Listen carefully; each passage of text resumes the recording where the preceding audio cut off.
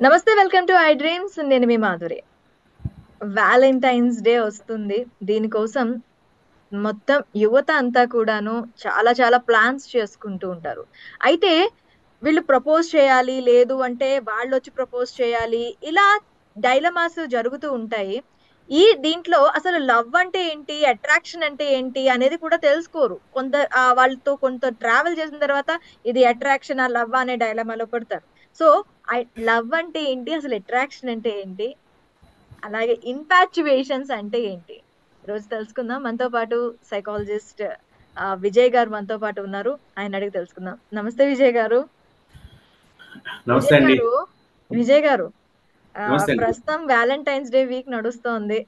So, ఆమ్, love, attraction, infatuation ఈ మధ్యలో మనకి ఉండే డిఫరెన్స్ చెప్తారా? ఆఫ్ కోర్స్ ఇది ఎందుకంటే ఇప్పుడు కరెంట్ ట్రెండింగ్ మంత్ కదా. నా అవును. కపుల్ ఆఫ్ డేస్ లో వీ హావ్ వ్యాలంటైన్స్ డే.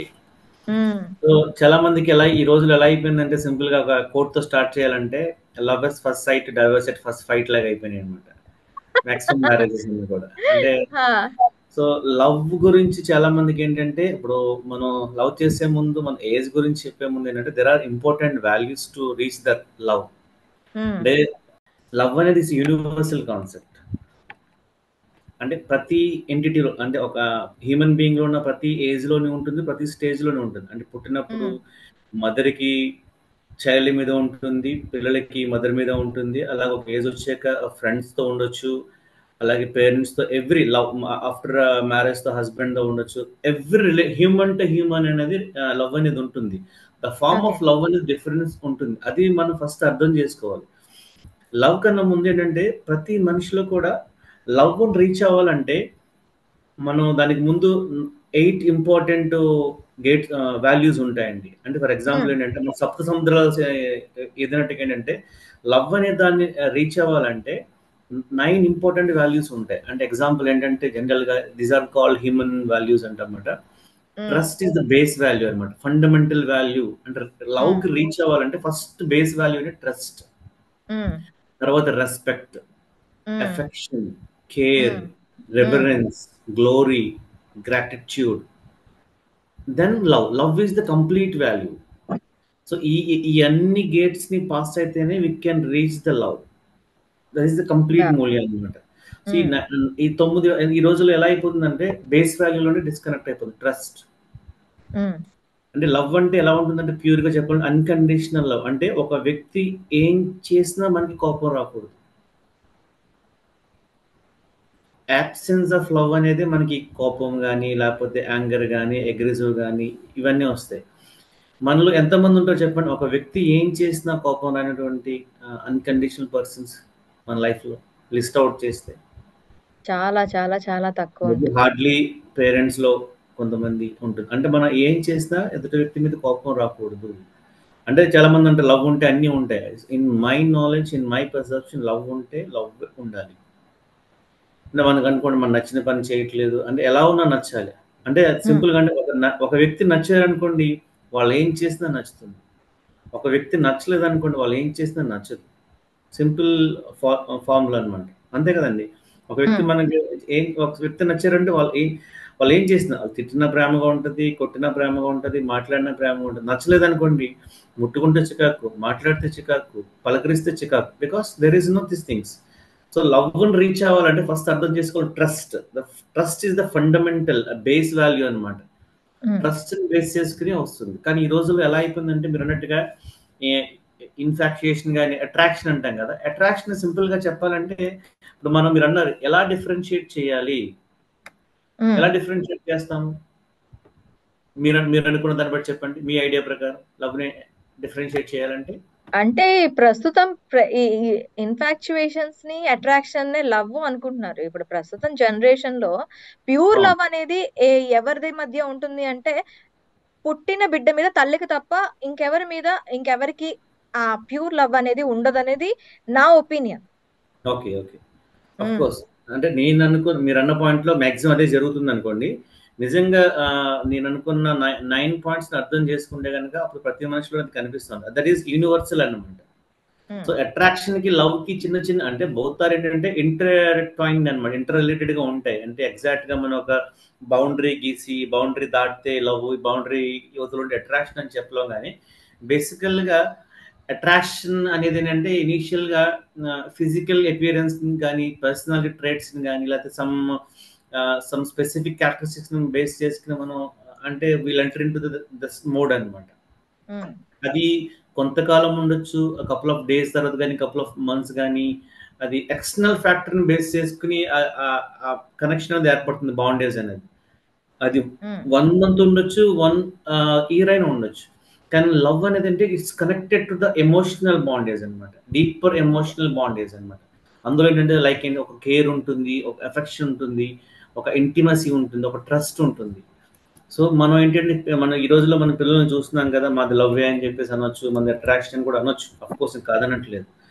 వాళ్ళు వెరిఫై చేసుకునే ముందు ఆ వ్యక్తి నన్ను ఎందుకు అప్రోచ్ అయ్యాడు, వాట్ కాజెస్ రీచింగ్ మీ అనేది మన ఐడియా వెరిఫై చేసుకుంటే కనుక మనకు ఒక ఐడియా వస్తుంది. అంతేగాని మనం ఎగ్జాక్ట్ గా ఒక లైన్ అలా డ్రా చేసి ఈ లైన్కి ఇటువైపు ఉంటే అట్రాక్షన్, ఈ లైన్కి అటువైపు ఉంటే లవ్ అని మనం చెప్పలేము. It's combination of these things. కానీ మ్యాక్సిమం ఏంటంటే లవ్ ఎట్ ఫస్ట్ సైట్ అనొచ్చు కదా, అఫ్ కోర్స్ ఫిజికల్ గానే ఉండొచ్చు. Deep level love at first soul అనే కనెక్షన్ ఏర్పడింది అనుకోండి, సోల్ కనెక్ట్ అవ్వాలి. సోల్ మేట్ అనేది అంటే అన్కండిషనల్ గా ఉంటుంది. వాళ్ళ ఎపీరియన్స్ సోల్మేట్ అనేది ఒక అబ్బాయి ఒక అమ్మాయి ఉండాల్సిన అవసరం లేదు కదండి. సోల్మేట్ అనేది హూ కెన్ మనకి ఉండే ప్రాబ్లమ్స్ కానీ మనలో ఉండే చేంజెస్ కానీ ఏదైనా సరే చెప్పుకోగలిగే వ్యక్తి సోల్మేట్ అవుతారు. అది అబ్బాయి అమ్మాయి అనే కాదు, వైఫ్ అండ్ హస్బెండ్ అనే కాదు, తల్లిదండ్రులు అనే కాదు, ఎవరైనా సోల్మేట్స్ కావచ్చు మనకి.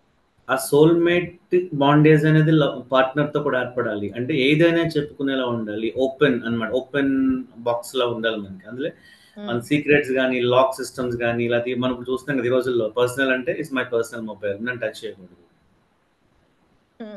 What is personal, something is there beyond that. Even myself and everybody is doing like this. అన్కండిషనల్గా ఉన్నప్పుడు ఏంటంటే ఇవన్నీ ఉండవు. సో నేను నా కంక్లూజన్ ఏంటంటే, ఈ లవ్ అనే దాన్ని రీచ్ అవ్వాలంటే నేను చెప్పిన 9 వాల్యూస్ ఉన్నాయి కదా, every one should qualify all. చాలా రేర్గా మీరు వినుంటారేమో. అంటే ఇప్పుడు ట్రస్ట్తో పాటు కేర్ అంటే ఏంటంటే it fulfilling my body needs అనమాట. అంటే హ్యూమన్ బీయింగ్ నేను చాలాసార్లు చెప్తుంటాను, combination of self and body. మనిషి అంటే combination of body and self. అంటే ఒకటి ఫిజికల్ నీడ్స్ని ఫుల్ఫిల్ చేయాలి, 2 సైకలాజికల్ నీడ్స్ని ఫుల్ఫిల్ చేయాలి.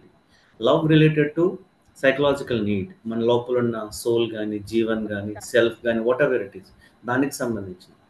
ఫిజికల్ నీడ్స్ ద్వారా మనం లవ్ని పొందాలంటే అది మొమెంటరీగానే ఉంటుంది. అది ఇట్స్ డీప్ కాన్సెప్ట్ అనుకోండి. ఆ కేర్ అనేది ఏంటంటే ఆ మనిషి ఫిజికల్ నీడ్స్ని ఫుల్ఫిల్ చేయాలి, ఎఫెక్షన్ అంటే సైకలాజికల్ నీడ్స్ని ఫుల్ఫిల్ చేయాలి. దానికన్నా ముందు ఏంటంటే ట్రస్ట్, దాని తర్వాత రెస్పెక్ట్, శ్రద్ధ, వాత్సల్యం, ఇవన్నీ వస్తాయి. తర్వాత అవన్నీ ఫిల్ అయిన తర్వాత that is the full meaning of love. Say unconditional అంటే అన్కండిషనల్ మీనింగ్ వస్తుంది. అవి చాలా రేర్గా మనం ఫైండ్ అవుట్ చేస్తాం, ఎస్పెషల్లీ ప్రజెంట్ జనరేషన్. మనం ఇంత మాట్లాడుతున్నా సరే ఇవన్నీ చాలా మందిలో కనపడుతుంటాయి బగ్స్ అనేవి. So we have to verify మనది అట్రాక్షన్ లవ్ అనేది చెక్ చేసుకునే ముందు ఏంటంటే వాట్ ఫ్యాక్టర్స్ అతను మన నుంచి లైక్ చేస్తున్నాడు, మన మాటలా, లేకపోతే మన ఎపియరెన్సా, లేకపోతే మన బాడీ లాంగ్వేజా, మన ఫైనాన్షియల్ థింగ్సా, లేకపోతే అదర్ ఫ్యాక్టర్స్ ఏమైనా ఉన్నాయా, అది వెరిఫై చేసుకుంటూ ఉంటుంది. చాలా మంది అవన్నీ వెరిఫై చేసుకుని లవ్లు ఎక్కడ పడతామండి. ఓకే అంటే మన years you continue, that's important కదా. అవును. అంటే ఇది తెలుస్తుంది అంటారా, ఒక ఫ్యూ డేస్ వాళ్ళతో ట్రావెల్ చేసినంత మాత్రాన ట్రావెల్ చేయాలి కదా, 9 100% ట్రావెల్ వాల్యూస్ చేయాలి. తెలుస్తాయా? ఇవి 9 వాల్యూస్ తెలుస్తాయా? తెలుసు, 100 తెలుస్తాయి. నేను కొన్ని వాల్యూస్ పేర్లు చెప్తానండి, మీకు కావాలా వద్దో చెప్పండి. నేను కొన్ని నేమ్స్ చెప్తాను. ట్రస్ట్ మీకు కావాలా? ఖచ్చితంగా. ఓకే. డిస్రెస్పెక్ట్ మీకు కావాలా? వద్దు కదా. ఎఫెక్షన్ మీకు కావాలా? కావాలి. యాంగర్ మీకు కావాలా? అది డిపెండ్స్ అండి. ఇప్పుడు నేను చేసిన తప్పు అనేది కూడా సమర్థించేటటువంటి బాండింగ్ ఉన్న ఒకటే, లేకున్నా ఒకటే కదా. దానికి నేను యాంగర్ అడిగింది అనేది యాంగర్ కావాలా వద్దా ఒకటే పాయింట్. మీకు యాంగర్ యాంగర్ అంటే కొంచెం యాంగర్ అనేది ఒక స్టేజ్ లో ఉండాలి, ఒక స్టేజ్ లో ఉండకూడదు. ఓకే. 50-50 ఆ! ఛాన్సెస్. ఓకే. హేట్ మీకు కావాలా? వద్దు. హేట్ చేయి. అంటే కొన్ని వాల్యూస్ పేర్లు నేను చెప్తున్నప్పుడు కొన్ని హ్మ్. వర్డ్స్ చెప్తారు మీరు కావాలంటున్నారు. కొన్ని చెప్పినప్పుడు మీరు వద్దు అని చెప్తున్నారు. హ్మ్. కదా! నేను ఇందాక చెప్పిన 9 వాల్యూస్ ఉన్నాయి కదా! ట్రస్ట్ మనకు కావాలి. రెస్పెక్ట్ మనకు కావాలి. రివరెన్స్, గ్లోరీ, కేర్, ఎఫెక్షన్ ఇవన్నీ మనకు కావాల్సినవి. ఇది ఎవ్వరు వద్దననరు. నేను అవును. చెప్పినవి కూడా ఏంటంటే ప్రతి హ్యూమన్ బీయింగ్ కావాలనుకునేవే. హేట్ చేయడం అనేది ఎవరు కోరుకోరు. డిస్‌రెస్పెక్ట్ గాని లేకపోతే లేకపోతే నేను ఇందాక చెప్పాను కదా! యాంగర్ గాని, అగ్రెసివ్‌నెస్ గాని కొన్ని ఎమోషన్స్ మనకు కావాలంటున్నాం. కొన్ని ఎమోషన్స్ మనం వద్దంటున్నాం. అంటే ఇవన్నీ కూడా అన్‌కండిషనల్‌గా మనం యాక్సెప్ట్ చేస్తాం. హ్మ్. ఎప్పుడైతే ఇవి మిస్ అవుతున్నాయో the absence of trust leads to all the problems అన్నమాట. ఓకే. అంటే ఒక సేయింగ్ ఉంటది. అంటే క్షణాలకి తప్పు చేస్తే యుగాలకి శిక్ష పడిందని. ఒక్కసారి ఆ ట్రస్ట్ బాండేజ్ బ్రేక్ అయిందనుకోండి. అది రీబిల్డ్ చేయడానికి ఇట్ టేక్స్ టైమ్. ఫర్ హ్మ్. ఎగ్జాంపుల్ ఇదొక వస్తువు ఉందండి. థింగ్స్. ఇది మనది డ్యామేజ్ ఉందనుకోండి. I can use it. చిన్నదానికి ఇది ఇది పోయిందనుకోండి ఎగ్జాంపుల్. రెండో దాన్ని హ్మ్. వాడగలను. ఐ కెన్ యూజ్ హ్మ్. It second time. కానీ వేరే సైకలాజికల్ బాండేజ్ బ్రేక్ అయితే it takes time to rebuild. కొన్నిసార్లు బ్రేక్ కూడా అవుతూ ఉంటుంది అవుతది. కంప్లీట్‌గా. హ్మ్. అది రీబిల్డ్ చేయడం అనేది ఎప్పుడు ఒక మనిషికి నేను చెప్పాను కదా! ఆ అన్‌కండిషనల్ లవ్ ఉన్నప్పుడే. అంటే అది మనం మాట్లాడాలంటే ఒక వన్ డే కాన్సెప్ట్ అనమాట. ఈ వాల్యూస్ గురించి మాట్లాడాను కదా! ఇట్ టేక్స్ వన్ హ్మ్. డే ప్రోగ్రామ్ చేయాలన్నమాట చెప్పాలంటే. సో, మనం ఏంటంటే కంక్లూజన్‌గా ఏంటంటే ఈ రోజుల్లో వాలంటైన్స్ డే చేసుకున్న వాళ్ళందరూ కూడా చేసుకోవద్దని కాదు. లవ్ అనేది స్ప్రెడ్ చేయాలి.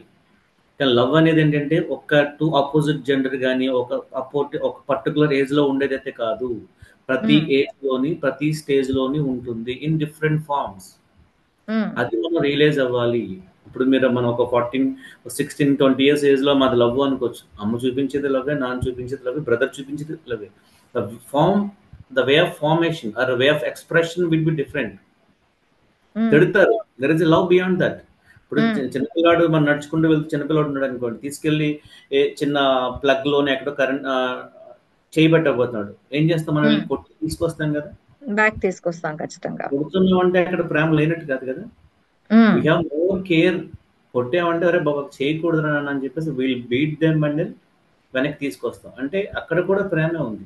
మా నాన్నగారు అవును. తిడుతున్నారు, కొడుతున్నారంటే పేరెంట్స్ తిడుతున్నారు గాని, కొడుతున్నారు ఆర్ టెల్లింగ్ సంథింగ్ ఏంటంటే కాషన్ అది రాంగు. ఎందుకంటే సముద్రం దాటిన వాడికి సముద్రం లోతు ఎంతుంటో తెలుస్తుంది. మనం ఎక్కడో కెరటాల దగ్గర చివరి నుంచొని చూస్తే how can you understand the depth of the life? హ్మ్.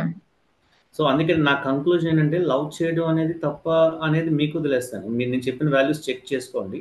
దానికన్నా హ్మ్. ముందేంటంటే, లవ్ అనేది ఆ ఏజ్‌లోనే కాదు, ప్రతి ఏజ్‌లోని, ప్రతి స్టేజ్‌లోని ఉంటుంది.